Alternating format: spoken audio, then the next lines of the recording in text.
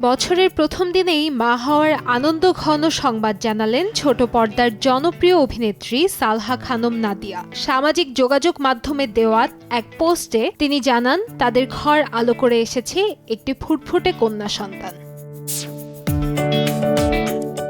বৃহস্পতিবার সন্ধ্যায় বেবি বাম ফটোশুটের একটি ছবি শেয়ার করে প্রথম সন্তানের আগমনের সুখবরটি সবার সঙ্গে ভাগ করে নেন নাদিয়া। ক্যাপশনে তিনি জানান, তাদের কন্যার নাম রাখা হয়েছে মেহরোজ নূর সানা। নবজাতকের সুস্থতা ও ভবিষ্যতের জন্য সকলের কাছে দোয়া কামনাও করেছেন তিনি।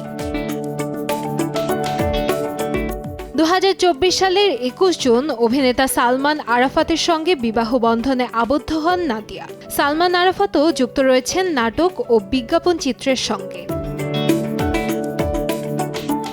অন্যদিকে 1.5 দশকের বেশি সময় ধরে ঢাকা ও কলকাতায় বিনোদন অঙ্গনে নিয়মিত কাজ করে যাচ্ছেন সালহা খানম নাদিয়া। অভিনয়ের পাশাপাশি এবার ব্যক্তিজীবনের এক নতুন অধ্যায়ে পা রাখলেন এই তারকা দম্পতি।